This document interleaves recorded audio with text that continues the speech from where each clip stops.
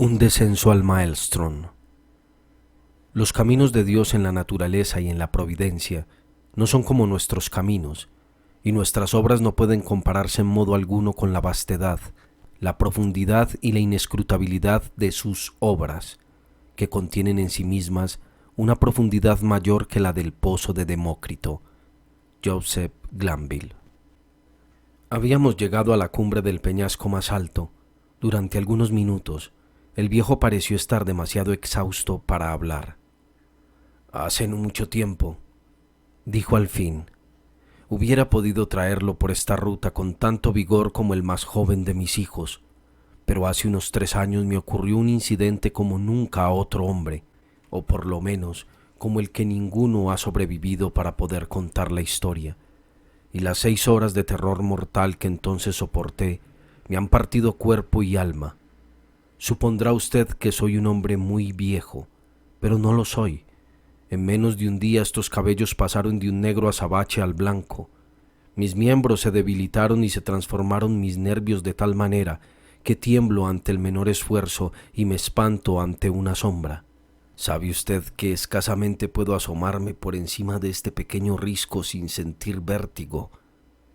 El pequeño risco, sobre cuyo borde se había lanzado a descansar tan descuidadamente que la parte más pesada de su cuerpo sobresalía, mientras que solo el apoyo de su codo en el extremo y resbaloso borde impedía su caída. Este pequeño risco, un precipicio de negra y brillante roca completamente despejado, superaba por unos 460 o 480 metros el mundo de peñascos bajo nosotros. Ninguna consideración me hubiera tentado a aventurarme a menos de 5 metros de su borde. La verdad es que me inquietaba tan profundamente la peligrosa posición de mi compañero que me acosté de cuerpo entero sobre el suelo. Me aferré a los arbustos a mi alrededor y ni siquiera me atreví a levantar la mirada al cielo, mientras luchaba en vano por distraer la idea de que los cimientos mismos de la montaña corrían peligro de ser sacudidos por la furia de los vientos. Pasó mucho tiempo antes de que pudiera razonar lo suficiente para cobrar el valor de sentarme y mirar hacia la distancia. «Usted debe deshacerse de esas ideas fantásticas», dijo el guía, «pues lo he traído hasta aquí para que pueda obtener la mejor vista posible del escenario de aquel evento que he mencionado, y para contarle la historia completa con el sitio ante sus ojos. En este momento», continuó con aquel estilo minucioso que lo distinguía, «nos hallamos muy cerca de la costa de Noruega, a la latitud de 68 grados, en la gran provincia de Norland y en el desolado distrito de Lofoten. La montaña en cuya cumbre estamos sentados es Helseggen, la nublada. Ahora levántese un poco más, aférrese a la hierba si se siente mareado. Así. Y levante la mirada más allá del cinturón de vapor que está debajo de nosotros, hasta llegar al mar». Miré hacia allá con una sensación de vértigo y contemplé la vasta extensión de océano, cuyas aguas tenían un tinte negro tan oscuro que de inmediato me hicieron pensar en el recuento de aquel geógrafo nubio del Mare Tenebrarum. La imaginación humana no podría concebir un panorama más deplorable y desolador.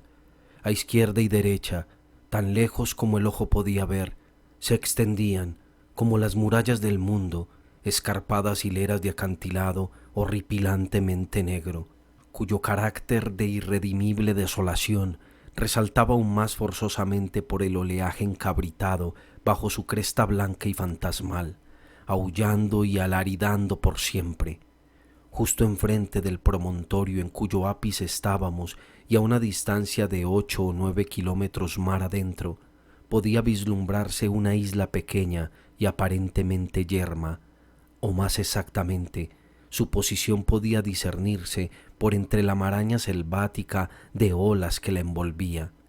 3 kilómetros más cerca a la costa se hallaba otra isla de tamaño aún más pequeño, terriblemente árida y clavada de peñas, rodeada en varios intervalos por un terraplén natural de oscuras rocas. En la zona entre la isla más distante y la orilla, el océano cobraba un aspecto sumamente inusual. aunque en el momento soplaba hacia tierra firme una borrasca tan fuerte que un bergantín en la distancia remota avanzaba con vela de cangrejo de doble rizo y constantemente se hundía de nuestra vista su quilla entera. Aún no era nada como la marejada habitual, sino tan solo el chocar corto, veloz y furioso de las olas en cada dirección, tanto en dirección del viento como hacia el otro lado. Espuma había poca, excepto en la vecindad inmediata de las rocas. La isla en la distancia, prosiguió el viejo. Los noruegos la llaman Burr. La que está a mitad del camino es Moskoe. A 1,5 kilómetros hacia el norte se encuentra Ambaren. Luego están Islesem, Hotlund, Keldem, Swarben y Bugholm. Más allá de estas, entre Moskoe y Burr, se encuentran Otterholm, Flimen, Sandflesen y Sartholm. Estos son los nombres reales de estos sitios. Pero, ¿por qué se ha considerado necesario darles nombre? Es más de lo que usted o yo podemos llegar a comprender. Escuche. ¿Puede oír algo? ¿Puede ver algún cambio en el agua? Habíamos pasado unos 10 minutos en la cumbre de Helseggen, a la cual ascendimos desde el interior de Lofoden, de manera que no habíamos podido ver el mar hasta que estalló ante nuestra vista al llegar a la cima. A medida que el viejo habló, me percaté de un sonido fuerte que crecía gradualmente, como el gemido de una inmensa manada de búfalos en una pradera americana, y en el mismo momento reparé que aquello que los marineros llaman el carácter picado del océano bajo nosotros se tornaba rápidamente en una corriente con dirección oriental. Aun mientras observaba, esta corriente adquiría una velocidad monstruosa. A cada momento incrementaba su rapidez, su impetuosidad desaforada. En 5 minutos el mar entero, hasta la altura de Burr, se desató en una furia ingobernable, pero era entre Moskoe y la costa donde batía la turbulencia principal. Aquí un vasto lecho de aguas, surcido y cicatrizado por 1000 canales en conflicto, estalló súbitamente en convulsiones frenéticas. Jadeaba, bullía, pitaba, girando en gigantescos e innumerables remolinos que rotaban y se abalanzaban hacia el oriente con una velocidad que el agua no alcanza sino en los descensos precipitados. Minutos más tarde, ocurrió una nueva alteración radical en la escena. La superficie general se tornó algo más lisa y uno por uno fueron desapareciendo los remolinos, a la vez que prodigiosas rayas de blanca espuma aparecieron donde hasta entonces no se había visto ninguna.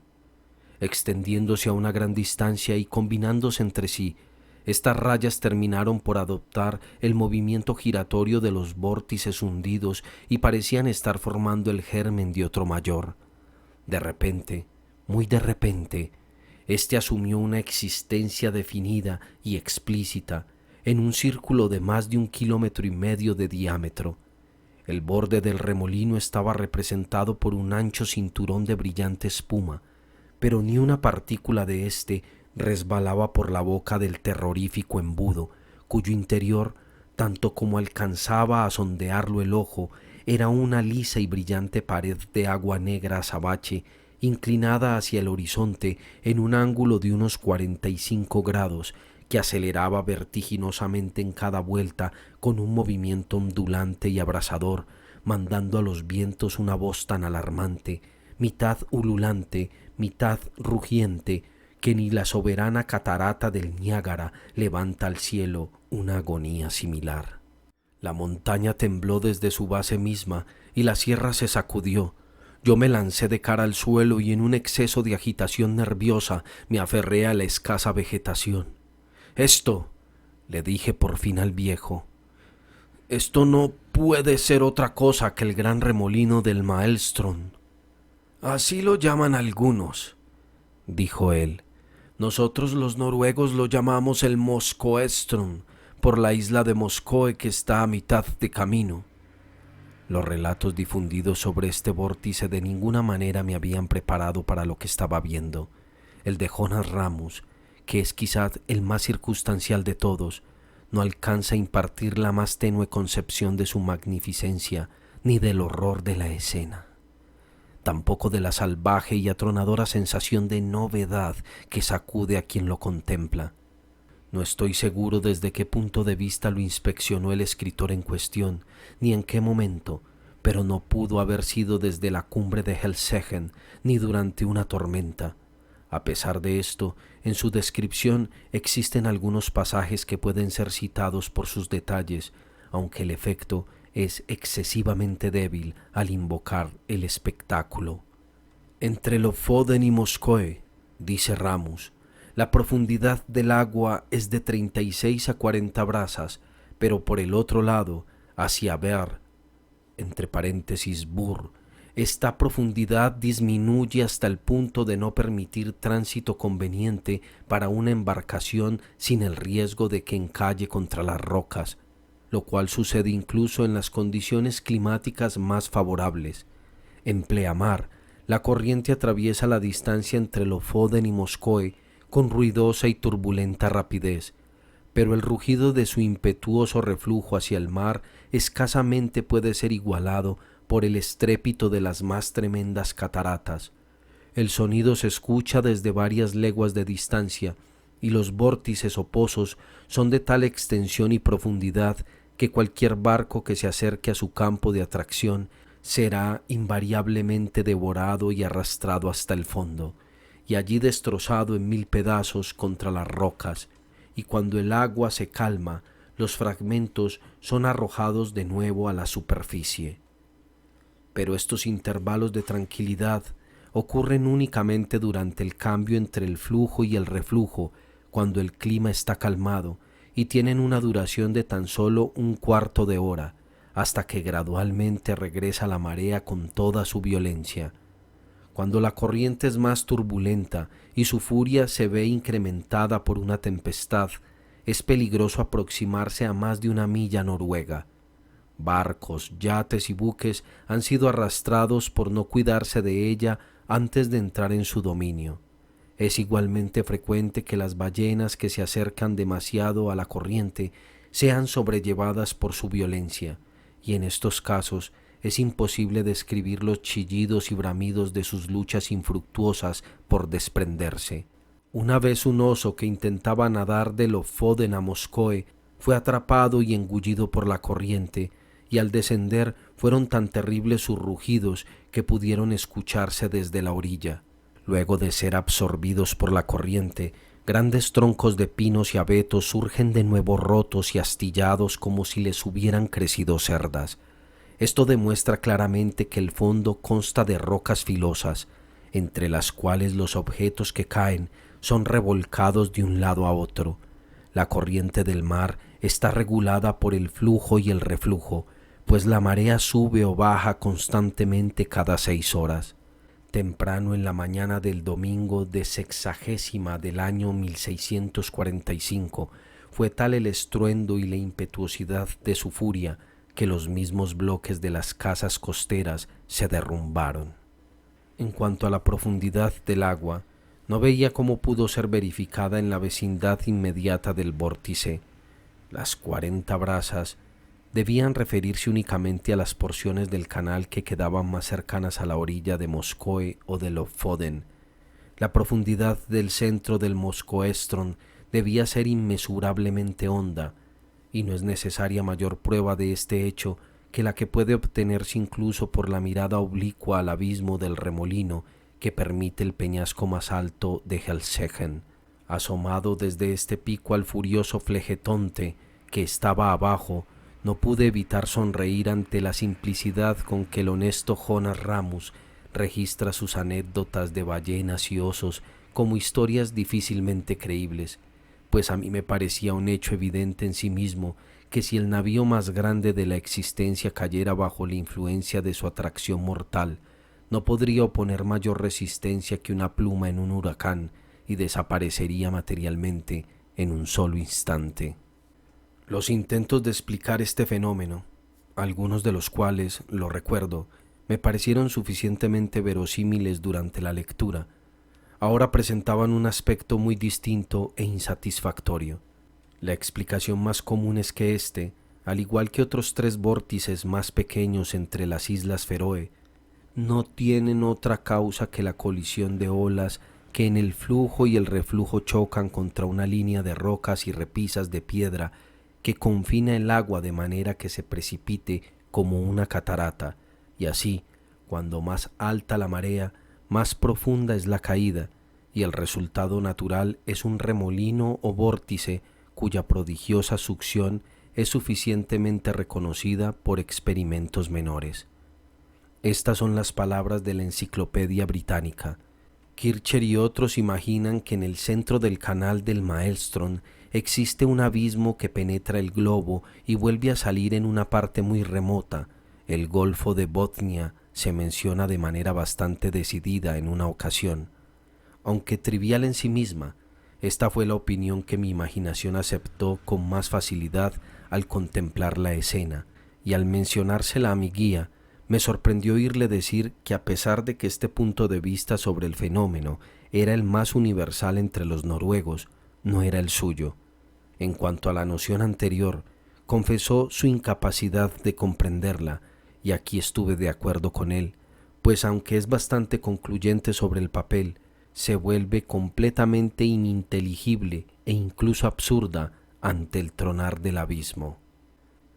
«Ya habrá podido echar un buen vistazo al remolino», dijo el viejo, «y si le da la vuelta a este peñasco para refugiarse del viento y amortiguar el rugir del agua, le contaré una historia que lo convencerá de que yo tengo algunos conocimientos acerca del Moscoestron».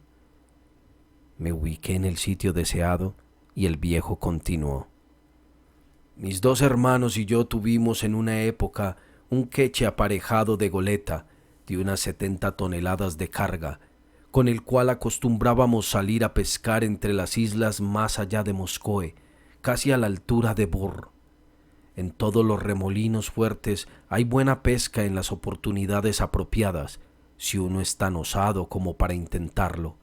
Pero entre todos los pescadores de Lofoden, nosotros 3 éramos los únicos que hacíamos de estas salidas a las islas un negocio regular, como le digo. La zona de pesca más usual se encuentra bastante hacia el sur. Allí se obtiene pescado a toda hora sin mucho riesgo, y por lo tanto este lugar es el preferido. Sin embargo, en los sitios selectos de este lado, entre las piedras, se encuentra no solo la variedad más fina, sino también una abundancia mucho mayor, de manera que en un solo día pescábamos lo que los más tímidos del gremio no podían reunir en una semana. De hecho, hicimos un negocio del peligro, sustituyendo el exceso de trabajo por el riesgo a la vida e invirtiendo nuestro coraje por capital. Guardábamos el queche en una ensenada a unos 8 kilómetros al norte de la costa, y cuando el clima era favorable, acostumbrábamos aprovechar los 15 minutos que duraba el repunte de la marea para atravesar el canal principal del Moscoestron arriba del remolino, y luego anclar cerca de Otterhorn o Sandflesen, donde los vórtices no eran tan violentos. Allí solíamos permanecer hasta que se aproximara el próximo repunte, cuando levábamos el ancla y navegábamos de vuelta a casa. Nunca emprendimos esta expedición sin tener buen viento lateral a nuestro favor para ir y venir, un viento del que estuviéramos seguros que no nos fallaría en el retorno. Y pocas veces nos equivocamos en nuestros cálculos sobre este punto. En 6 años, solo 2 veces nos vimos forzados a pasar la noche anclados a cuenta de una calmachicha, lo cual es poco frecuente en ese lugar, y una vez tuvimos que permanecer en la zona por casi una semana, muriéndonos de hambre, por una borrasca que se desató poco después de nuestra llegada y que trajo demasiada turbulencia al canal para siquiera pensar en el regreso. En esa ocasión, el viento nos hubiera alejado cada vez más de la costa a pesar de nuestros esfuerzos, pues los remolinos nos hacían girar con tal violencia que enredamos el ancla en una piedra y la arrastramos. Si no hubiera sido porque terminamos entrando en una de las innumerables contracorrientes que aparecen un día y al otro ya no están, que nos llevó hasta el abrigo de Flimen, donde, por suerte, pudimos detenernos. No alcanzaría a contarle ni una vigésima parte de los problemas que enfrentamos en la zona. Es un mal sitio, incluso con buen clima, pero a pesar de esto siempre logramos atravesar los peligros del Moscoestron sin accidente, aunque debo confesar que hubo momentos en que tuve el corazón en la boca cuando zarpábamos con un minuto o poco más de retraso para el repunte. A veces el viento no era tan fuerte como lo juzgábamos al comenzar, y entonces avanzábamos menos de lo que hubiéramos deseado, mientras que la fuerza de la corriente hacía inmanejable el queche. Mi hermano mayor tenía un hijo de 18 años y yo, por mi parte, tenía 2 robustos muchachos. Estos nos hubieran sido de gran ayuda en tales momentos para manejar los remos largos y luego para la pesca, pero de alguna manera, aunque corríamos el riesgo nosotros mismos, no teníamos corazón para exponer los jóvenes al peligro, pues al fin y al cabo era un asunto terriblemente peligroso, y esa es la verdad. Estamos a pocos días de cumplir 3 años desde el incidente que me dispongo a relatarle.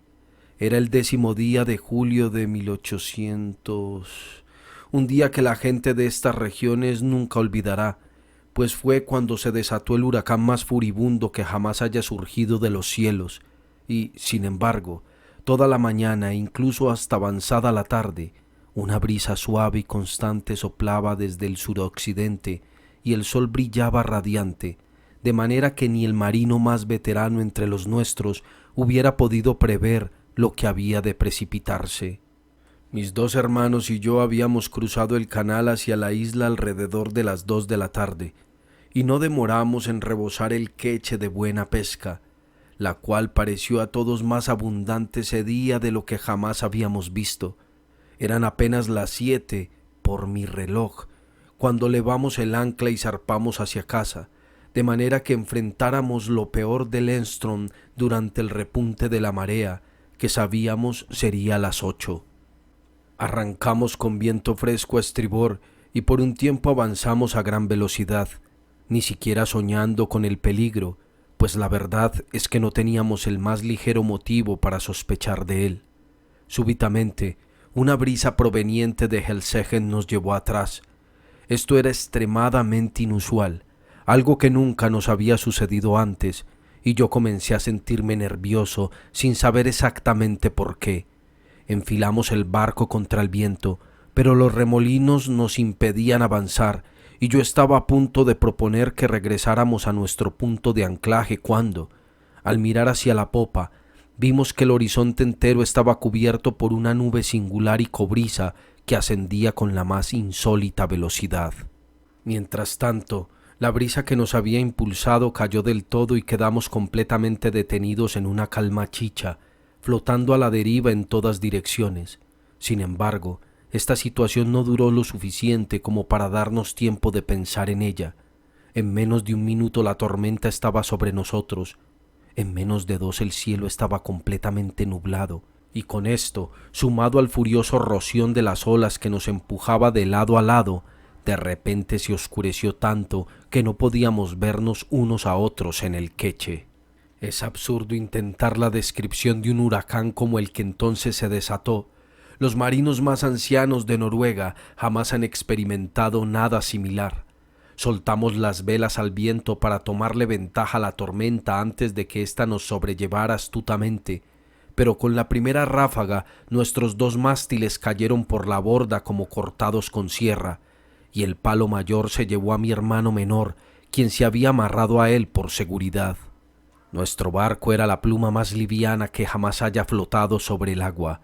Tenía una cubierta completamente rasa y solo una pequeña escotilla cerca a la proa que acostumbrábamos a atrancar siempre que nos dispusiéramos a cruzar el Enstrom a manera de precaución contra la mar picada. Si no fuera por esta circunstancia, nos hubiéramos hundido en un instante, pues de hecho, en algunos momentos nos encontramos completamente bajo agua. Cómo se salvó mi hermano mayor es algo que no puedo decir, pues en ningún momento tuve tiempo de saber lo que pasaba. Por mi parte, apenas solté el trinquete a popa, me lancé de cuerpo entero sobre cubierta, con los pies contra el estrecho borde de la proa, aferrándome con las manos a un cáncamo cercano al pie del trinquete.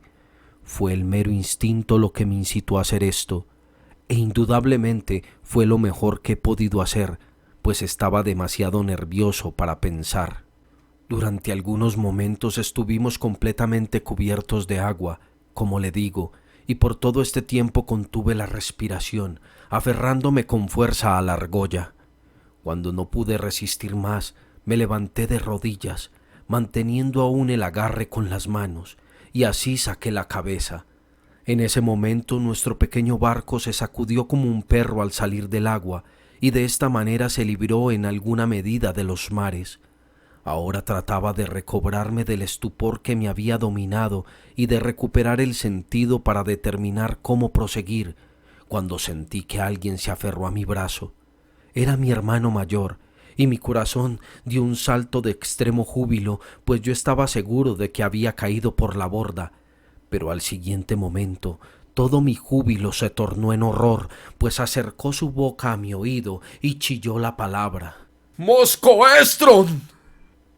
Nadie podrá saber cuáles fueron mis sentimientos en ese momento. Temblé de pies a cabeza como si sufriera el más violento ataque de escalofrío. Sabía demasiado bien lo que significaba esa palabra. Sabía lo que mi hermano había querido hacerme entender. Con el viento que ahora nos impulsaba, avanzábamos de frente hacia el remolino del Estron y nada nos podría salvar. Usted habrá comprendido que al cruzar el canal del Estron siempre lo hacíamos a una gran distancia del remolino, incluso en el clima más calmado, y que luego teníamos que esperar atentamente el repunte. Pero ahora enfilábamos directamente hacia el remolino mismo, y en medio de semejante huracán. Ciertamente, pensé, arribaremos al Estron justo en el momento del repunte. Al menos en eso hay alguna esperanza. Pero al siguiente instante me maldije por ser tan soberanamente idiota como para invocar la esperanza en una situación como esta. Sabía demasiado bien que estábamos condenados, aun si fuéramos un navío 10 veces mayor que un buque de 90 cañones, estábamos condenados. Para este momento la primera furia de la tempestad se había agotado, o quizá no la sentíamos tanto, pues nos deslizábamos viento en popa delante de ella, pero en todo caso los mares, que al principio se habían mantenido bajos por el viento, llanos y espumeantes, ahora se levantaron en verdaderas montañas. Además, un cambio particular había sucedido en los cielos. En todas las direcciones a nuestro alrededor todavía reinaba una noche absoluta, pero casi encima de nosotros se abrió de un momento para otro un círculo de cielo claro entre las nubes, tan claro como jamás lo haya visto, de un azul vivo y profundo, y a través de éste irradió la luna llena vestida de un lustre que jamás le había conocido. Encendió todo lo que nos rodeaba con la mayor distinción. Pero, Dios santo, qué escena la que habría de iluminar. En ese momento hice 1 o 2 intentos de comunicarme con mi hermano, pero de alguna manera que no lograba comprender, el terrible estruendo de las aguas se había incrementado en tal forma que no pude hacerle escuchar una sola palabra, aunque gritaba a todo pulmón en su oído. Entonces sacudió la cabeza, pálido como la muerte, y levantó un dedo como diciendo: «Escucha». Al principio no pude comprender lo que me estaba diciendo, pero pronto me atacó un pensamiento horrendo. Hallé el reloj de su faltriquera. No estaba funcionando. Observé su cara de cristal bajo la luz de la luna y luego rompí a llorar a medida que lo lancé con fuerza a las profundidades. Se había detenido a las 7 de la noche. Había pasado el momento del repunte y el remolino del Estron estaba en pleno furor. Cuando un barco de buena fabricación, equilibrado y sin demasiada carga, navega libremente en una fuerte borrasca, las olas parecen estar siempre debajo de él, cosa que le parece muy extraña a los hombres de tierra. En jerga marítima a esto se le llama cabalgar. Y bien, hasta el momento habíamos cabalgado la marejada con gran astucia, pero ahora una mar gigantesca nos levantó de repente justo debajo de la bovedilla y nos llevó con ella a medida que ascendía más y más, como si fuera a tocar el cielo. Yo no hubiera creído que una ola pudiera subir tanto. Y luego nos vinimos abajo con un barrido, un resbalón y una zambullida que me provocaron náusea y mareo como si en un sueño cayera de la cumbre de una montaña elevada. Pero mientras estuvimos a flote, yo había echado un vistazo a mi alrededor. Y con ese solo vistazo fue suficiente. Pude determinar nuestra posición exacta en un instante. El remolino del Moscoestron estaba a 400 metros de nosotros, pero no se asemejaba más al Moscoestron de todos los días de lo que un canal de remolino se asemeja al vórtice que ahora usted ve. Si yo no hubiera sabido en dónde estábamos y qué esperar, no hubiera reconocido el sitio. Tal y como lo vi, mis ojos se cerraron involuntariamente ante el horror, mis párpados se apretaron fuertemente como en un espasmo. No habrían pasado más de 2 minutos cuando de repente sentimos que las olas se calmaron y nos vimos envueltos en una selva de espuma. El barco dio media vuelta aguda hacia babor y luego arrancó en la nueva dirección como un rayo. En ese mismo momento el rugido del agua se ahogó completamente en una especie de alarido estridente, un sonido como el que usted podrá imaginar que soltarían 1000 barcos de vapor al dejar escapar la presión de sus calderas. Ahora nos encontrábamos en el cinturón de espuma que rodea el remolino en todo momento, y por supuesto, yo pensé que al instante siguiente seríamos lanzados al abismo. Hacia abajo solo podíamos ver borrosamente a causa de la tremenda velocidad con que el vórtice nos hacía girar. El barco no parecía estar hundiéndose en el agua, más bien parecía deslizarse como una burbuja de aire sobre la superficie de las olas. A estribor estaba el remolino y a babor se levantaba el mundo de océano que habíamos dejado atrás, que se erguía entre nosotros y el horizonte como una inmensa muralla en contorsión. Puede parecer extraño, pero entonces, estando ante las fauces mismas del abismo, me sentí más compuesto de lo que había estado en el momento de nuestra aproximación. Después de convencerme de que debía abandonar toda esperanza, me deshice de una gran cantidad del terror que en principio me había amedrentado. Supongo que la desesperación me había desnervado. Puedo parecer jactancioso, pero lo que le digo es la verdad. En ese momento comencé a reflexionar cuán magnífico sería morir de tal manera, y qué tontería era pensar en una consideración tan baladí como mi vida individual ante la vista de tan maravillosa manifestación del poder de Dios. Verdaderamente creo que me ruboricé de vergüenza cuando esta idea cruzó por mi mente. Después de un tiempo corto, me encontré poseído por la más intensa curiosidad acerca del remolino mismo.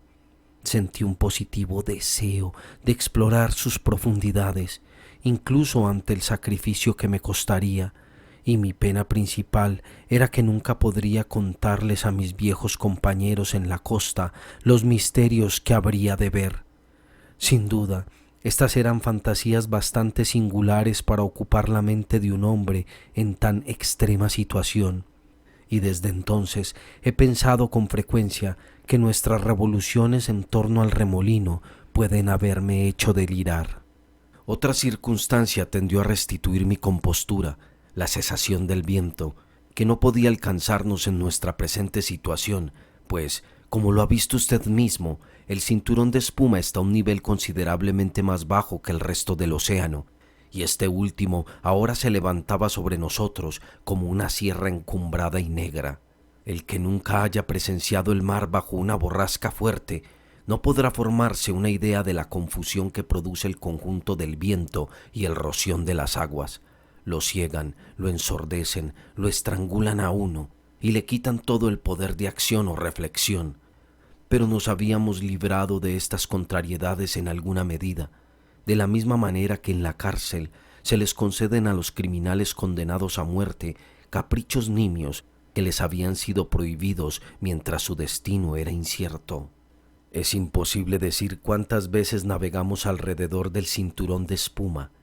Dimos vueltas y vueltas durante quizá 1 hora, volando más que flotando, acercándonos más y más al centro del oleaje y luego cerca y más cerca a su terrible borde interno. Durante todo este tiempo no solté el cáncamo por un instante. Mi hermano estaba agarrado de un pequeño barril de agua vacío que estaba firmemente atado a la popa bajo el compartimento de la bovedilla y que era la única cosa sobre cubierta que no había sido barrida por la borda cuando nos cayó encima la primera borrasca. A medida que nos acercábamos al borde del pozo, soltó su asidero y se lanzó hacia la argolla, y en la agonía de su terror intentó desprender mis manos de ella, pues no era lo suficientemente grande para permitirnos a los dos un agarre seguro. Nunca he sentido una pena más profunda que cuando lo vi cometer este acto, a pesar de que sabía que al hacerlo estaba completamente loco, demente y desquiciado a causa del pavor puro. A mí, sin embargo, no me interesaba competir con él. Sabía incluso que sería igual si ninguno de los dos se agarraba, así que le cedí el cáncamo y me dirigí hacia el barril en la popa. Esto no me costó mayor dificultad, pues el queche volaba de vuelta en vuelta con suficiente constancia y se mantenía en iguales calados, tan solo meciéndose de lado a lado con el inmenso bationdeo del remolino. Escasamente me había agarrado con firmeza en mi nueva posición cuando dimos un violento bandazo hacia estribor y nos precipitamos al abismo. Yo murmuré una plegaria a Dios y pensé que todo se había acabado. A medida que sentí el vertiginoso barrido del descenso, instintivamente afirmé mi agarre sobre el barril y cerré los ojos. Durante algunos segundos no me atreví a abrirlos. Mientras esperaba la destrucción instantánea y me sorprendía de que aún no estuviera en la lucha final con el agua, pero transcurrió un momento y otro y otro, y aún estaba vivo. La sensación de caer había cesado y el movimiento de la nave era muy parecido al anterior cuando navegábamos sobre el cinturón de espuma, con la excepción de que ahora navegábamos más de costado. Cobré valor y me asomé de nuevo a la escena. Nunca olvidaré las sensaciones de terror, espanto y admiración con que miré a mi alrededor. El barco parecía colgar, como por arte de magia, a mitad de camino sobre la superficie interna de un embudo de prodigiosa circunferencia e inmensurable profundidad, cuyos lados completamente lisos hubieran podido ser confundidos con el ébano, a no ser por la delirante rapidez con que giraban y por el lustre fantasmal que despedían a medida que, desde el claro circular entre las nubes que ya he mencionado, los rayos de la luna llena irradiaban una inundación de dorada gloria sobre las paredes negras, perdiéndose entre las profundidades más remotas del abismo. Al principio estaba demasiado aturdido para observar cualquier cosa con precisión. La explosión general de terrorífica magnificencia fue todo lo que pude apreciar. Sin embargo, cuando logré recuperar un poco los sentidos, mi vista cayó instintivamente hacia abajo.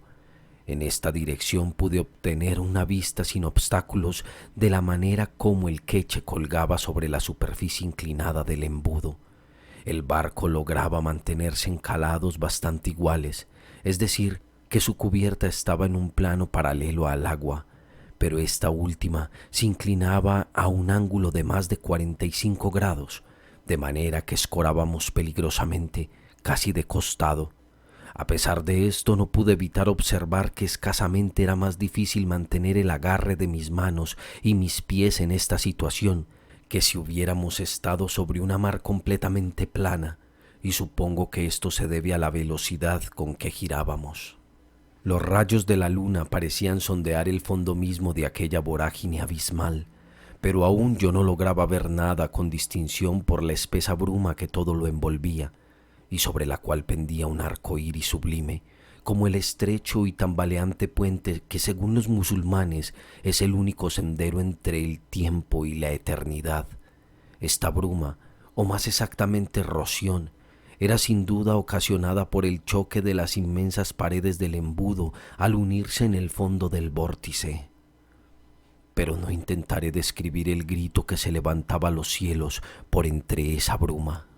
El primer deslizamiento desde el cinturón de espuma hacia el abismo en sí nos había hecho descender una gran distancia por el declive, pero posteriormente nuestra precipitación no fue de ninguna manera consecuente con este primer salto. Girábamos y girábamos, sin ningún movimiento uniforme, con sincopados balanceos y tirones que nos lanzaban a veces tan solo 100 o 200 metros adelante, a veces casi el circuito completo del remolino.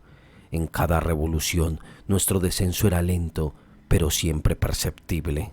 Contemplando a mi alrededor el amplio derroche de ébano líquido sobre el que viajábamos, percibí que nuestro barco no era el único objeto entre las fauces del remolino.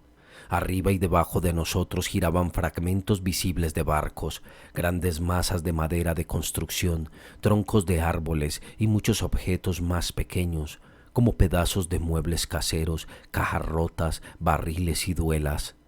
Ya he descrito la curiosidad extraordinaria que había ocupado el lugar de mis terrores primitivos.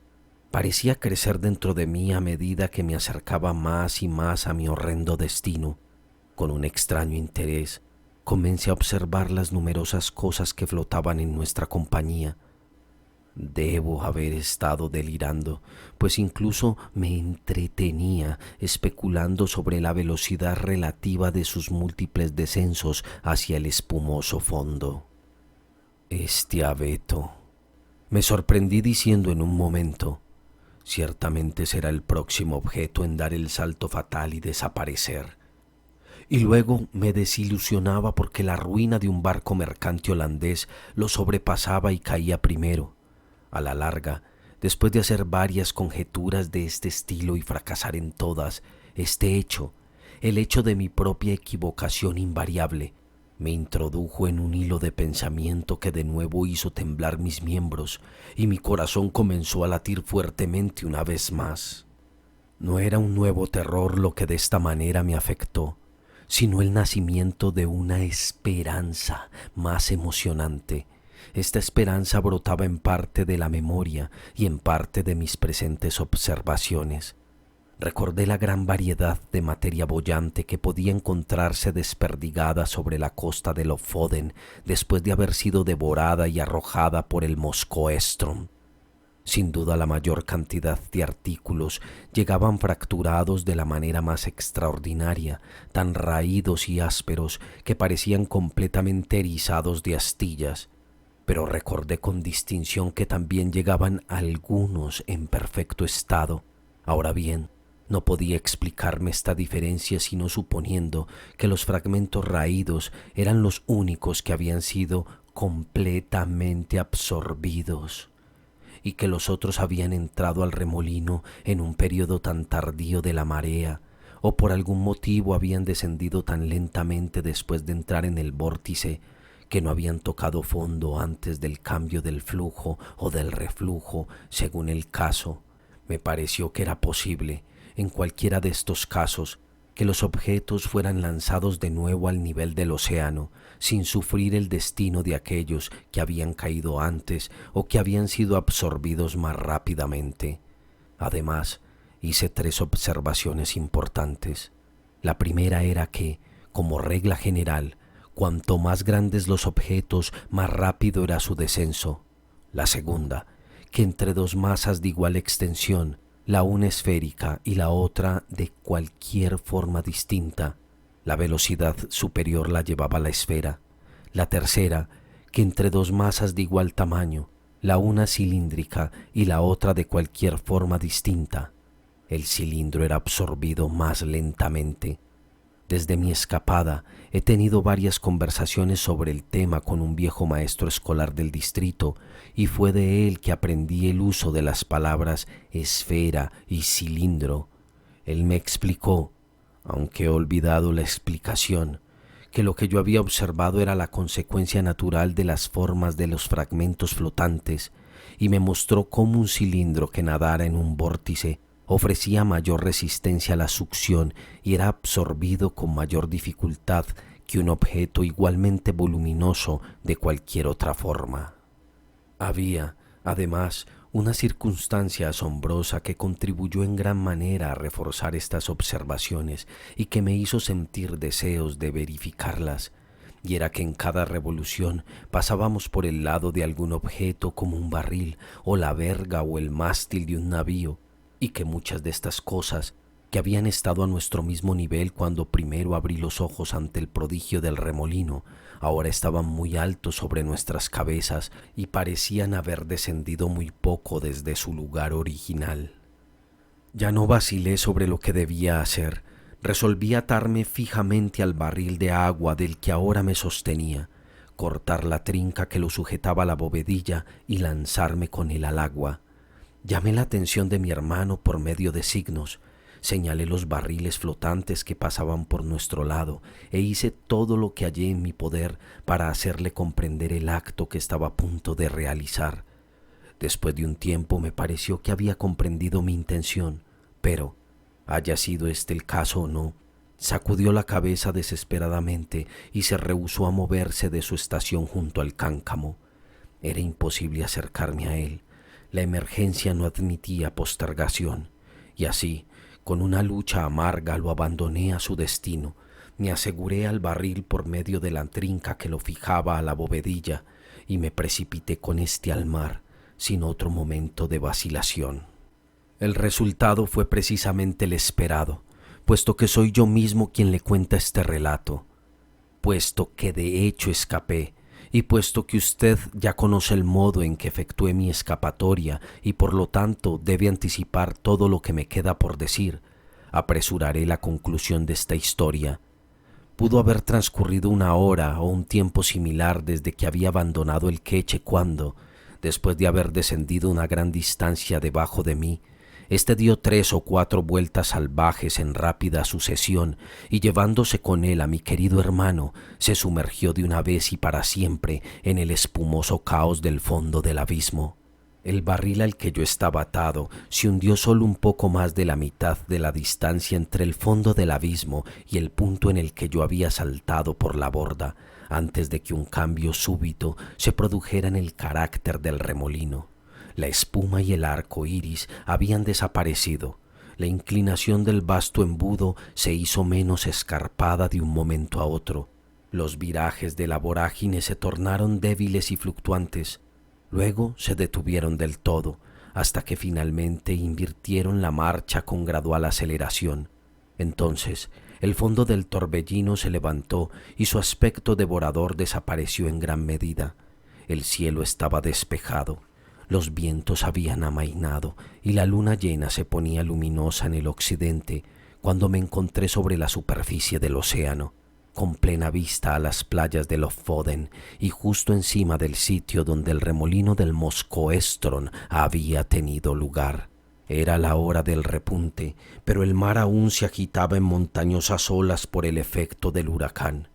Fui arrastrado con violencia al canal de Estron y en unos pocos minutos fui empujado costa abajo hasta la zona de los pescadores. Un barco me encontró tránsido por la fatiga y, ya que había terminado el peligro, mudo por la memoria del horror.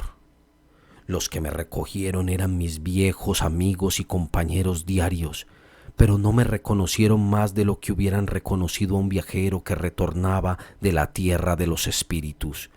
Mi cabello había sido negro como ala de cuervo el día anterior, y ahora es tan blanco como usted lo ve. También dicen que la expresión de mi rostro ha cambiado. Yo les conté la historia.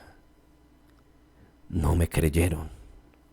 Ahora se la cuento a usted, que no pondrá más fe en ella que los alegres pescadores de Lofoden.